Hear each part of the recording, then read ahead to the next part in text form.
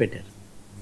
అలాగే పిన్నెల్లి రామకృష్ణారెడ్డి అనుచరుడు భూ కబ్జా చేశాడని అతని మీద ఒక కేసు పెట్టారు. ఇంకో 2-3 కేసులు వైసీపీ నాయకుల మీద కొత్తవి ముందుకు వస్తున్నాయి. మరి వాళ్ళు కోర్టులో ఏం చేస్తారు, కోర్టులో ఏం చెప్తాయి మనకు తెలియదు. కానీ కథ మటుకు మంచి కేసుల చుట్టూ ఆరోపణల చుట్టూ నడుస్తుంది. కానీ ఈ క్రమంలో మహిళలు లేకపోతే హక్కులు హరించబడటం చాలా ఘోరం అనమాట. దాన్ని గురించి మటు జాగ్రత్త తీసుకోక తప్పదు. అవన్నీ అట్లాగే ఉన్నాయి. రావణ్ కేసు. మీకు ఇక్కడ ఒక ఆసక్తికరమైన విషయం చెప్తాను.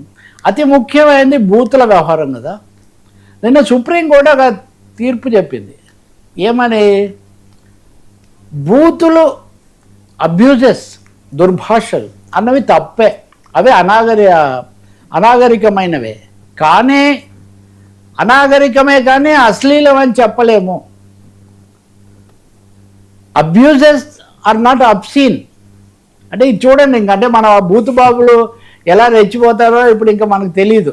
బూతులు మాట్లాడినందుకు తప్పు, ఇది గౌరవంగా ఉండదని మీరు చెప్పగలుగుతారు. కానీ వాటి కారణంగా మీరు శిక్ష విధించలేరు. అలా శిక్ష విధించడం కేవలం మాట్లాడినందుకే శిక్షలు వేయడం సరికాదని నేను ఎందుకు ఇది చెప్తున్నానంటే, సగం కేసులు ఈ అంశం మీద ఆధారపడి ఉన్నాయి. అటైనా ఇటైనా అప్పుడైనా ఇప్పుడైనా. ఇప్పుడు నడుస్తుంది కూడా అదే. మన సుప్రీంకోర్టు వారు ఇచ్చిన ఈ తీర్పు అదే కదా. చాలామంది అనేది మీరు నోటీస్ ఇవ్వండి, మందలించండి, దాన్ని మరీ ఒక కొలికి తీసుకెళ్ళకండి అని.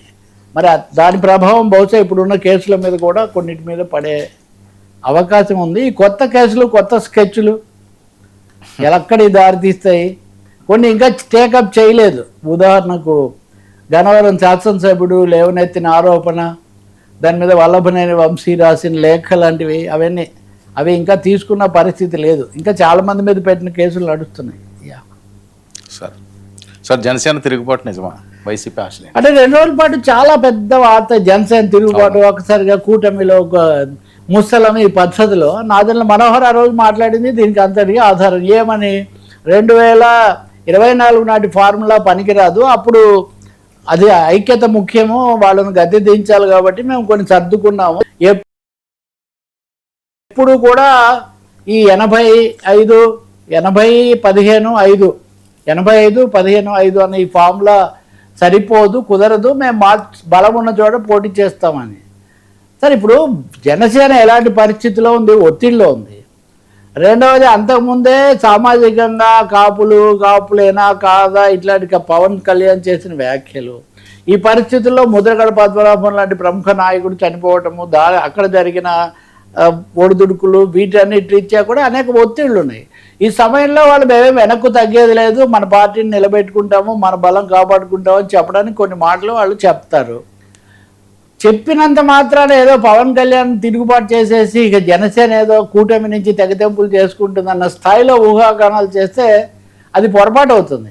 ఎందుకంటే జనసేన యొక్క బలాన్ని బట్టి చూసినా, గతంలో వాళ్ళు వ్యవహరించిన తీరు చూసినా స్వాభావికంగా కూటమికి మేము కట్టుబడి ఉన్నాము, 15 ఏళ్ల పాటు ఉండాలి అని చెప్పేశారు. ఇంకా ఈవెన్ లోకేష్ వచ్చినా నేనేమి అది నాయకత్వ సమస్య వాళ్ళదే కానీ మాకేం సంబంధం లేదని పవన్ కళ్యాణ్ ఓపెన్గా బ్లాంక్ చెక్ ఇచ్చేసారు. ఇంకా బ్లాంక్ చెక్ ఇవ్వలేదు అని నాదెండ్ల మనోహర్ గారు ఏమి ఆ బ్లాంక్ చెక్ వెనక్కు తీసుకునే పరిస్థితుల్లో. నేను ఇంకోటి కూడా చెప్తున్నాను.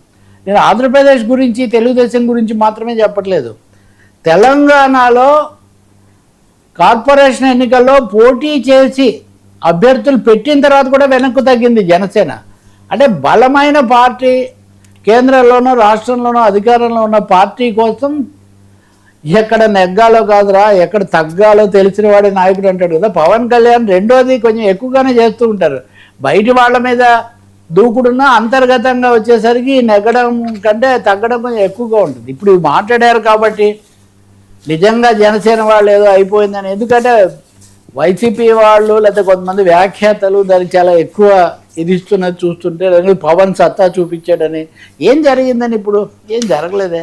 అంత తేలిగ్గా దీన్ని ఎంత తెంచేసుకునే అవకాశం ఉండదు. ఒకవేళ స్థానికంగా ఒకరు ఎక్కడన్నా ఉన్నా దాన్ని ఎలా సర్దుబాటు చేసుకుంటారో అప్పుడు జరుగుతుంది. కానీ వెనక్కు తీసుకోకపోవచ్చు. ఇంకోటి కూడా ఉంటుంది, స్థానిక ఎన్నికలు పార్టీ గుర్తుతో జరిగాయా, వాళ్ళు స్వతంత్ర అభ్యర్థుల, ఇట్లాంటి చర్చలు కూడా చాలా వస్తుంటాయి.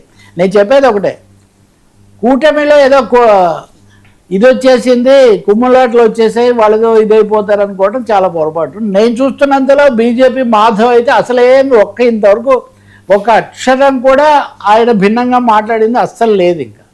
కాబట్టి బీజేపీ మాట్లాడదు. పవన్ కళ్యాణ్కు మొన్న ఆపరేషన్ వచ్చిన తర్వాత కూడా వీళ్ళంతా ఎంత ప్రాధాన్యత ఇచ్చి చూశారో అవన్నీ మనం చూస్తున్నాం. కాబట్టి ఈ ఆశలు